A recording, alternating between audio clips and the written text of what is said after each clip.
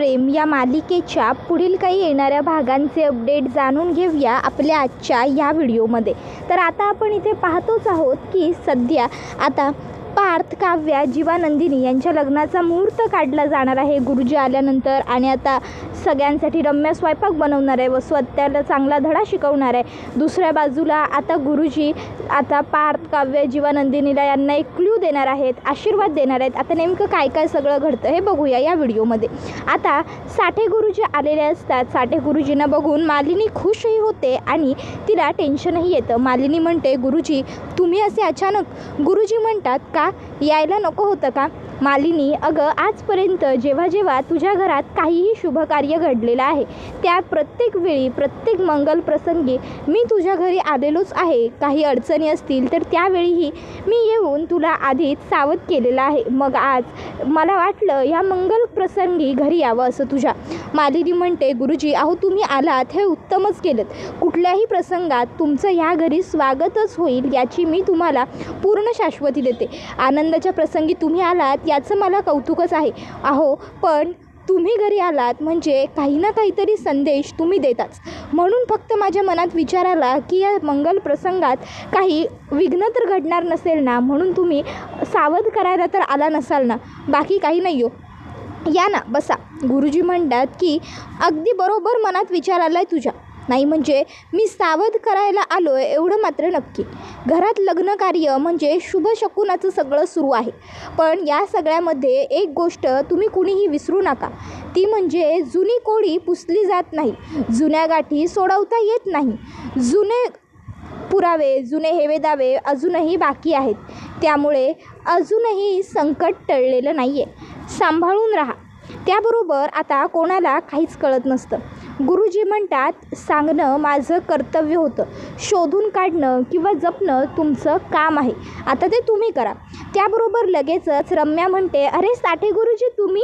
Wow, किती दिवसांनी आलाय तुम्ही, या ना या बसा। मामी नेहमी म्हणते मला की तुम्ही आलात ना की सगळं कसं व्यवस्थित आणि शुभच होणार याची खात्री असते। आता तुम्ही आलाय म्हणजे पार्थ, काव्य, जीवा, नंदिनी यांचा विवाह सोहळा सॉरी पुनर्मिलन विवाह सोहळासुद्धा अगदी थाटात, जंगी आणि मस्त होणार। बरं तुम्ही बसा ना, मी काय आणू तुमच्यासाठी?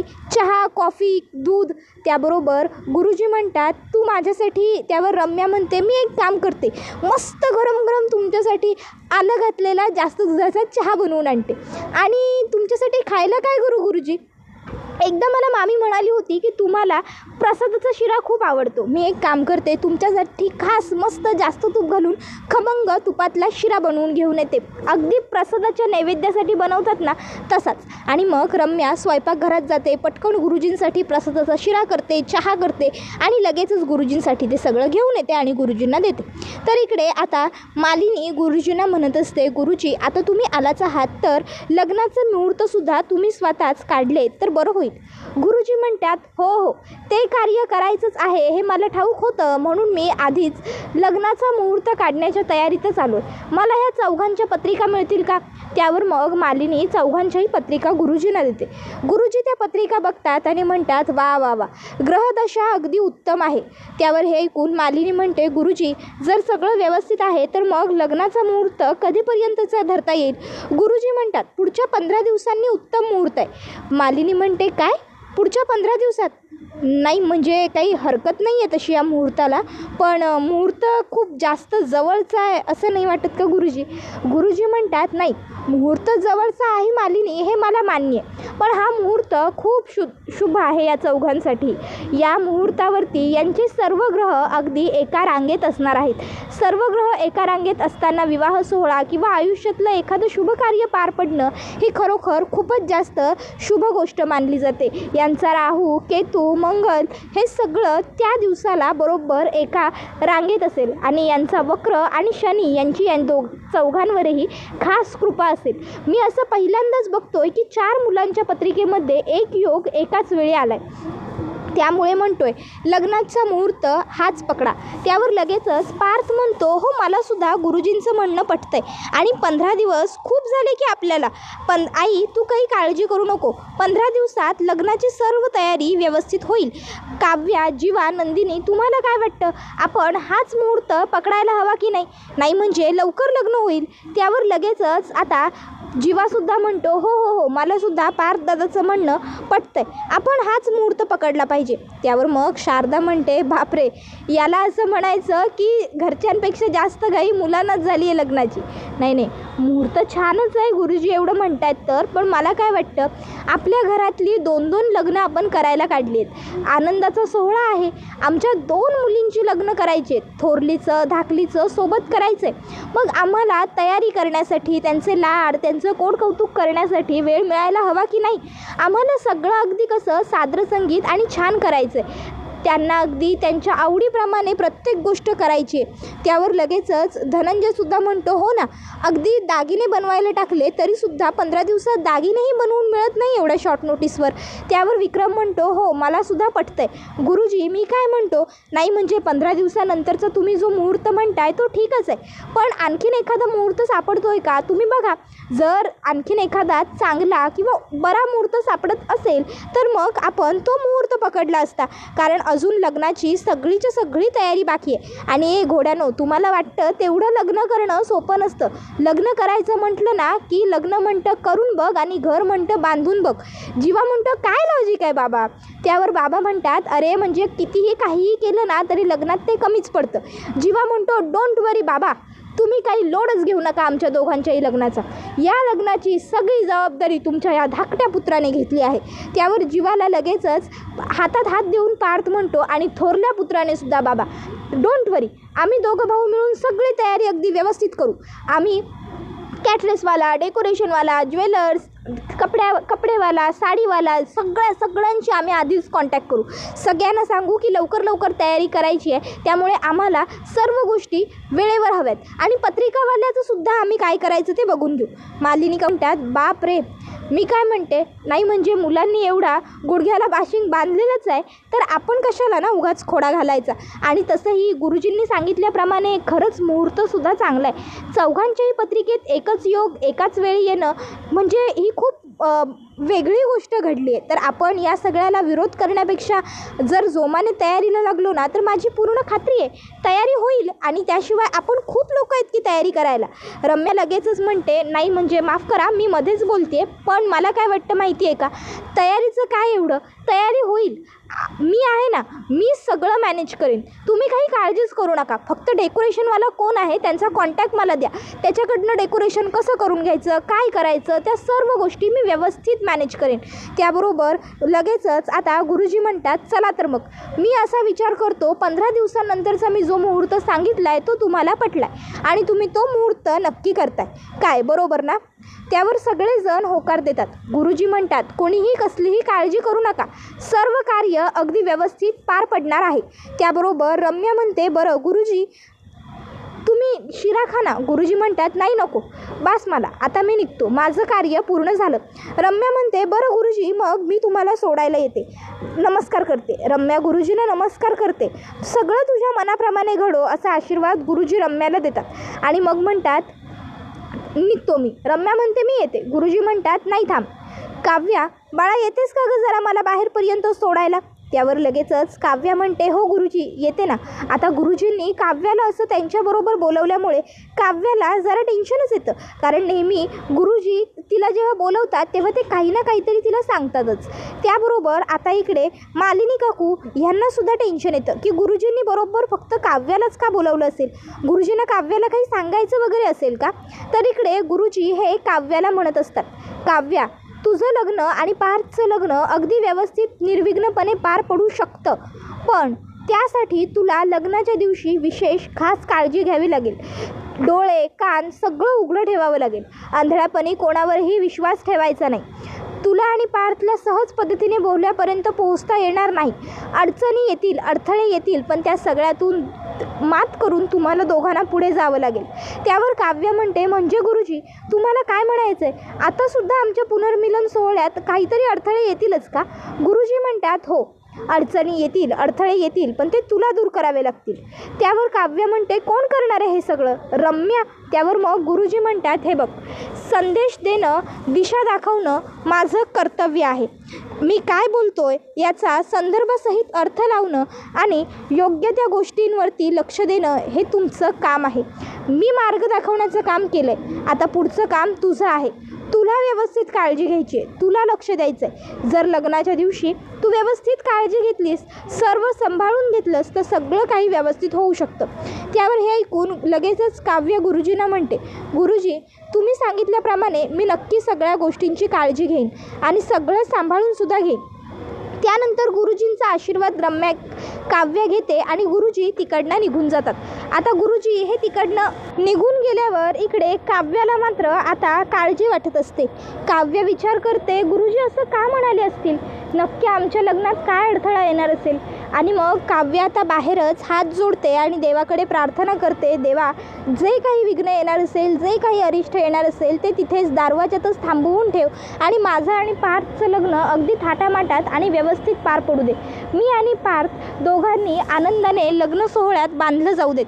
मग काव्या आतमध्ये येते. काव्या आत आल्यावर मालिनी काकू काव्याला विचारतात, ऐक काव्या, काय झालं? गुरुजींनी तुला बाहेर कशासाठी बोलवून घेतलं होतं? काय म्हणाले गुरुजी? काय सांगितलं त्यांनी तुला? काही म्हणाले का? काही सांगितलं का? काव्या म्हणते, नाही आई, काही नाही. काव्य आता मनातच विचार करते की आता मला काहीही सांगायला नको, कारण जर मी आत्ता काही सांगितलं तर उगाचच्या उगाच आईंना टेन्शन येईल आणि घरातलं वातावरणही खराब होईल. काव्य म्हणते, गुरुजींनी हेच मला सांगितलं की तुमचं लग्न अगदी छान थाटामाटात आणि व्यवस्थित पार पडणार आहे. आतापर्यंत तुमच्या आयुष्यात, तुमच्या भविष्यात जे काही अडथळे मला दिसत होते ते सगळं आता दूर झालेले आहेत. कार्यक्रम अगदी भव्य होईल आणि त्यानंतरचं तुमचं नातं तर त्याहून जास्त घट्ट होईल. दोघांनीही आयुष्यभर एकमेकांना साथ द्या, एकमेकांची सोबत करा. याहून जास्त गुरुजी काही म्हणालेले नाही आहेत आई. त्याबरोबर लगेचच आता नंदिनी म्हणते, वा, साठे गुरुजींचा एवढा उत्तम आशीर्वाद मिळाला आहे ना आपल्याला, म्हणजे आता तर पुढच्या आयुष्यासाठी आणि भविष्यासाठी आपल्याला चिंता करायची काही गरजच नाही. चला मग आता लग्नाच्या तयारीला सुद्धा लागून जाऊया. त्याबरोबर पार्थ म्हणतो, सुरुवात पत्रिकेपासून करूया. नाही, काव्य म्हणाल्या ना की त्यांना लग्नाची पत्रिका हवी आहे म्हणून. मी काय म्हणतो, आपण एक काम करूया, आपण एखादा लोकल पत्रिकावाला बघूया. त्यावर जीवा म्हणतो, नाही नको, मी काय म्हणतो, त्यापेक्षा माझा एक मित्र आहे जो स्वतः प्रिंट करतो, आपण त्याच्याकडे जाऊया आणि त्याच्याकडनंच प्रिंट करून घेऊया ना पत्रिका. आणि तसंही आपल्याला कुठे जास्त पत्रिका हव्या आहेत, आपल्याला तर 4-5च पत्रिका लागतील. एक एकमेकांच्या घरी देण्यासाठी, 2 आपल्या कुलदैवतांना देण्यासाठी आणि 2 पत्रिका लागतील आपल्याला आपल्या घरातल्या देवांना ठेवण्यासाठी, म्हणजे 6 पत्रिका होतील, बरोबर ना? पार्थ म्हणतो, हो अगदी बरोबर. काव्या, पुरतील ना 6 पत्रिका? की तुम्हाला आणखीन कोणालाही इन्व्हिटेशन्स द्यायचे आहेत, त्यासाठी सुद्धा तुम्हाला पत्रिका लागणार आहेत काय? काव्य म्हणते, नाही, 6 पत्रिका जरी आपण छापल्या ना तरीही काही हरकत नाही, बाद झाल्या. पण मी एक काम करेन, त्या पत्रिकेचा फोटो काढून घेईन आणि माझ्या मित्रमैत्रिणींना, इतर काही माझ्या लोकांना, मला ज्यांना आमंत्रण करायचं आहे त्यांना मी त्या पत्रिका व्हॉट्सअप करेन. तसंही आपल्या लग्नाला जेमतेम 15 दिवस आहेत. 15 दिवसात कुठे प्रत्येकाच्या घरोघरी जाऊन आमंत्रण देणं होणार आहे? मग पार्थ लगेच जीवाला म्हणतो, ठीक आहे जीवा, चल मग पटकन तुझ्या मित्राला पत्रिकेचा फॉर्मॅट सेंड कर आणि त्याला सांग लवकर आपल्याला 6 पत्रिका बनवून दे. त्यावर जीवा म्हणतो, हो चला मग आपण निघूया. रस्त्यात आपण जाता जाता मी त्याला फॉर्मॅट पाठवतो, तो आपल्याला पत्रिका बनवून देईल. ताबडतोब आपण पत्रिका घेऊन येऊ. मग लगेच जीवा, नंदिनी, पार्थ, काव्या हे 4घही जण घरातनं निघतात. आता जीवाच्या त्या मित्राकडे आल्याच्या नंतर जीवा त्याच्या मित्राला पत्रिका छापून द्यायला सांगतो. त्याचा मित्र 2 तासातच त्यांना 6 पत्रिका छापून देतो. मग त्या पत्रिका घेऊन जीवा, पार्थ, नंदिनी, काव्या घरी येतात. घरच्या देवांना पत्रिका ठेवून झाल्याच्या नंतर मग आता ते त्यांच्या कुलदैवतेला म्हणजेच अंबाबाईला जातात. अंबाबाईच्या पायांजवळ आता 4घही जण पत्रिका ठेवतात. 4घही जण आता अंबाबाईचा आशीर्वाद घेतात. सगळं निर्विघ्नपणे पार पडू दे अशी प्रार्थना करतात. आणि मग काव्या गुरुजींना म्हणते, गुरुजी, तुम्ही सुद्धा आम्हा 4घांनाही खूप खूप आशीर्वाद द्या. तुमच्या आशीर्वादाची सुद्धा आम्हाला खूप गरज आहे. आमच्या 4घांचंही लग्न आहे. त्यावर आता गुरुजींना हे ऐकून जरा विचित्र वाटतं. गुरुजी आता त्या दोघींचे गळे बघतात. त्या दोघींच्याही गळ्यात मंगळसूत्र असतात. गुरुजी म्हणतात, काय ग मुली, गुरुजींची चेष्टा करतेस का? हां, गळ्यात तुझ्या मंगळसूत्र आहे, या दुसऱ्या मुलीच्या गळ्यात सुद्धा मंगळसूत्र आहे आणि मला सांगतेस तुम्हाला लग्न करायचं आहे, लग्नाच्या आधीच तुमच्या गळ्यात मंगळसूत्र कशी काय ग? आता गुरुजींनी हा प्रश्न विचारल्यावर काव्या आणि नंदिनी एकीमेकीकडे बघतात. गुरुजी म्हणतात, एकीमेकीकडे काय बघताय, माझ्या प्रश्नाचं उत्तर दे. त्यावर काव्या म्हणते, हो गुरुजी सांगते ना. अहो गुरुजी, आम्ही पुन्हा एकदा नव्याने लग्न करतो. हे जे आमचं लग्न झालं होतं ते तोडून आम्ही नव्याने लग्नबंधनात अडकतोय. हा आमचा पुनर्मिलन विवाह सोहळा असणार आहे आणि त्यासाठीच आम्ही एवढी थाटामाटात जल्लोषात तयारी करतोय आणि म्हणूनच आम्हाला तुमचे आशीर्वादसुद्धा हवे आहेत, द्या आशीर्वाद, असं म्हणत काव्या आता गुरुजींना नमस्कार करण्यासाठी पुढे जात असते. नंदिनी गुरुजींचा चेहरा बघते आणि त्यांना काहीही कळलेलं नाही आहे हे तिच्या लक्षात येतं. मग नंदिनी गुरुजींना म्हणते, गुरुजी आम्हा चौघांचं पहिलं जे लग्न झालं होतं, म्हणजे माझं आणि माझ्या नवऱ्याचं, जीवाचं आणि पार्थचं आणि काव्याचं, ते एका खूप मोठ्या मजबुरीत झालं होतं. तेव्हा आम्हाला एकमेकांबरोबर लग्न करायचं नव्हतं, पण घरच्यांच्या प्रेशरखाली येऊन, गावकऱ्यांच्या प्रेशरखाली येऊन आम्हाला ते लग्न करावं लागलं होतं. पण आम्ही एकमेकांवर प्रेम करू लागलो नव्हतो. पण आता आम्ही चौघही जण एकमेकांवर प्रेम करू लागलो आहे आणि आता आम्हाला एकमेकांबरोबरच आयुष्य घालवायचं आहे आपलं पूर्ण, हे कळालेलं आहे आणि म्हणूनच त्यासाठी आम्हाला तुमचे आशीर्वाद हवेत. मग गुरुजी त्यांना भरभरून आशीर्वाद देतात. सगळं छान होईल, मंगलमय होईल, काळजी करू नका, असं सगळं सांगतात. तर दुसऱ्या बाजूला आता रम्याला तर सगळ्यांच्या गुडबुक्समध्ये राहायचं आहे. मग रम्या आता मालिनी काकूंना म्हणते, मालिनी मामी मी काय म्हणते, एक काम करते, मी सगळा स्वयंपाक मीच करते आज. नाही म्हणजे आता पार्थ, काव्या, जीवा, नंदिनी, बघ ना चौघांची केवढी धडपड चालू आहे.